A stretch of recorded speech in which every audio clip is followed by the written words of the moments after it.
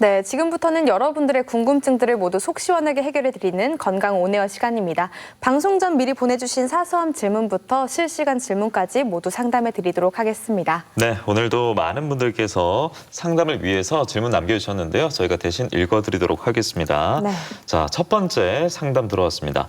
저는 30대 초반의 여성입니다. 매일 아침 공원에서 30분 정도 달리기를 하고 있는데요. 얼마 전 부서진 계단을 내려가다가 아마 운전치 않은 계단이었던 것 같아요. 돌을 잘못 밟았습니다. 순간적으로 악 하는 소리가 났는데 이내 괜찮아졌어요. 그런데 다음 날부터는 걷기는 불편함이 없는데 균형을 잡거나 똑바로 서려고 하면 발목이 견디기 힘들 만큼 아픕니다. 저는 직업 특성상 구두를 매내 신고 있는데 통증 이후로는 1cm 높이의 구두로 교체했지만 발목에 힘이 빠진 듯 후들거려서 걱정입니다 하셨네요. 네, 사연 잘 들었습니다. 먼저 사연을 토대로 이제 말씀을 드리면은 걷기에 불편함이 크게 없다라고 말씀을 하셨거든요. 예. 붓기가 심하지도 않고 이런 경우에는 인대 파열을 강하게 의심하게 되지는 않습니다. 하지만 한쪽 발로 힘을 계속 주려고 하거나 할 때 힘이 안 들어가는 증상은 환자분 증상과 맞춰 봤을 때 비골건의 탈구 같은 증상을 의심할 수도 있습니다. 앞서 말씀드린 비골건 강화 운동 등을 꾸준히 해보시고도 이와 같은 증상이 계속 유지된다면 병원으로 내원해 보시는 것이 좋을 것 같습니다. 네, 병원으로 빨리 내원해 보시는 게 좋겠습니다. 다음 질문도 한번 드려볼게요. 올해 66세인 어머니께서 2달 전 등산을 하다가 젖은 나뭇잎을 잘못 밟아서 미끄러져서 발목을 접질리셨습니다. 그런데 하필 돌뿌리에 복숭아뼈를 부딪히셨고요. 저녁엔 멍까지 보이더라고요. 일단 다친 발을 쿠션에 올려두고 얼음찜질을 잘 해서인지 별다른 문제는 없었습니다. 얼음찜질까지 잘 하셨네요. 그런데 얼마 전부터 간헐적인 뒤꿈치 통증과 발목 주변 열감이 오래 지속되던데요. 2개월 전 문제인데도 영향을 받을 수 있을까요? 라고 남겨주셨습니다. 네, 이런 환자분들이 꽤나 많으신데요. 네. 먼저 세게 부딪히고 난 후에 멍까지 보이셨다 하는데 응급처치를 잘 해주셨습니다. 얼음찜질과 붓기를 빼는 치료를 하셨고 이후에 한동안 크게 아프지 않고 잘 지내신 걸로 봤을 때 2개월 전 문제가 지금 영향을 끼쳤을 가능성은 높지 않아 보입니다. 간헐적인 발꿈치 증상과 발목 주변 통증의 경우에는 스트레칭을 지속적으로 해보시고도 통증이 만약 있다면 병원에 한번 내원해 보시는 것이 좋을 듯합니다. 네, 처음에 발목 접질리고 부기가 발생한다면 온찜질, 냉찜질 좀 헷갈릴 수 있는데 그렇죠. 네, 냉찜질 하셔야 된다는 거 기억하시고요. 자, 이어서 하나 더 읽어드리겠습니다. 올해 72세인 할머니께서 침대를 내려오시면서 오른쪽 발에 힘을 주니까 심한 전기가, 그러니까 저리텀이 무릎과 종아리를 때리는 기분으로 들었다고 합니다. 힘이 풀리면서 주저앉은 할머니께서는 한동안 일어설 수 없으셨는데요. 코로나19로 인해서 외출이 없고 대부분 어머니 차로 이동했기 때문에 무리를 한 일은 없으시다고 합니다. 발목을 풀어주려고 발목을 돌리면요. 딱딱 소리와 함께 시큰거림이 나타난다고 합니다. 라고 손주분께서 남겨주셨나 봐요. 네, 전형적인 증상으로 이제 아킬레스건 파열의 증상을 말씀하시는 것 같은데요. 망치나 전기로 뒤꿈치를 꽝 때리는 것 같은 통증이 발생하고 걷기 힘든 증상들이 유발이 된다면 간혹 아킬레스건 파열에서 나타날 수 있습니다. 허나 고령의 환자에서는 간헐적으로 움직임을 시작할 때 이런 통증이 있는 경우도 있기 때문에 반복적으로 발생하지 않는다면 경과를 지켜보셔도 괜찮을 것 같습니다. 네, 다음 질문도 한번 드려볼게요. 9988님의 질문인데요. 40대 초반인 저는 지난 겨울 빙판길에서 휘청거리다가 발목을 삐끗했습니다. 당시 통증이 심해서 응급실을 찾았더니까요. 발목인대 파열 초기라는 진단을 받았습니다. 진단까지 받으셨대요. 다행히 빠르게 병원에 찾아서 치료가 잘 되었는데요. 하지만 얼마 전 욕실화를 잘못 밟아 넘어졌는데 일어서기도 어렵고 발에 힘이 들어가지 않았습니다. 급한 대로 약국에서 파스와 발목 보호대를 하고 출근했는데 그 이후 연하게 멍이 올라오더니 2주일이 지나니 멍이 더 심해졌습니다. 라고 보내주셨습니다. 네, 많은 환자분들이 이렇게 외측인대 파열로 병원에 오시게 됩니다.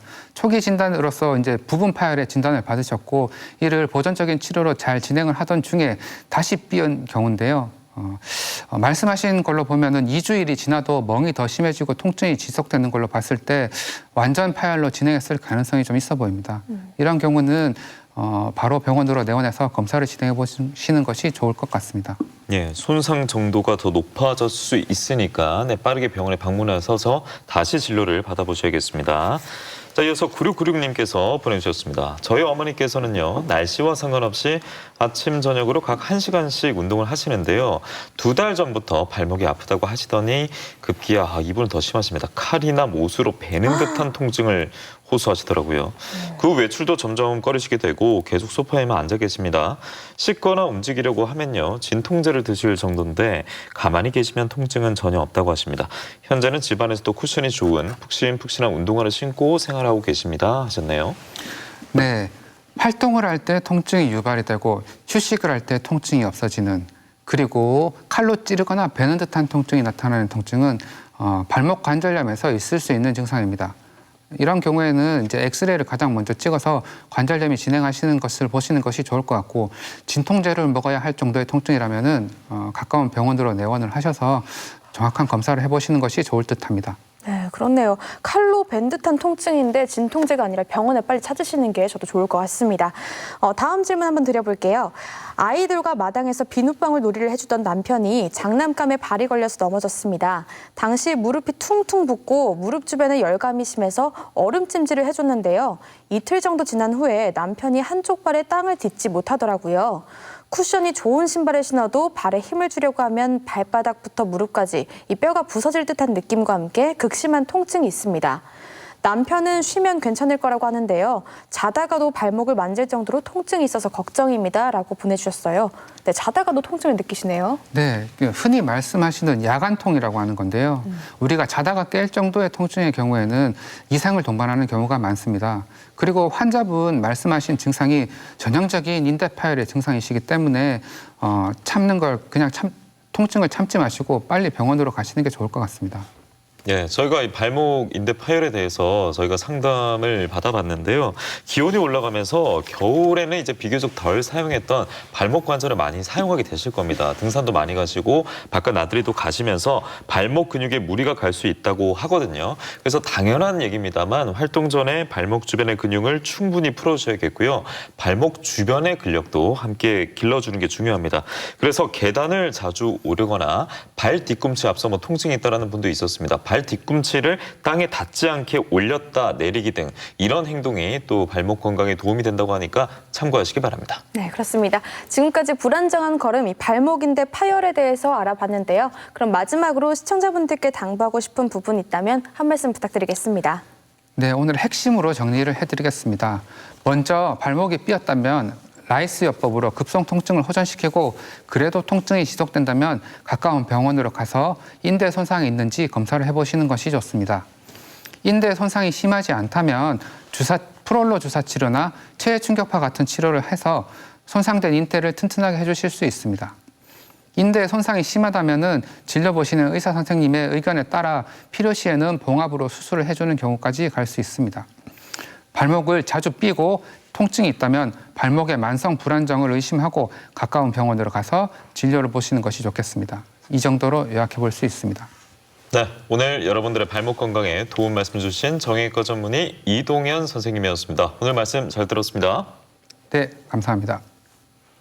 네, 날씨가 풀리게 되면서 발목 건강도 여러분 유의하셔야겠고요. 그리고 이번 주 한낮 기온이 20도 이상 웃돌면 또 일교차가 크게 발생하기 때문에 여기서 주의해야 하는 질환도 있습니다. 다음 주 건강 좋은 날에서는 갑자기 찾아올 수 있는 협심증에 대해서 확인해 보도록 하겠습니다. 협심증에 대해서 궁금하신 점 있으시다면 아래로 질문 남겨주세요. 다음 주 건강 좋은 날에서 확실하게 해결해 드리도록 하겠습니다. 네, 건강 좋은 날 저희가 오늘 준비한 소식은 여기까지입니다. 4월 들어서면서 코로나19 또 한 번의 대유행이 예고되고 또 역시나 우려되고 있는데요.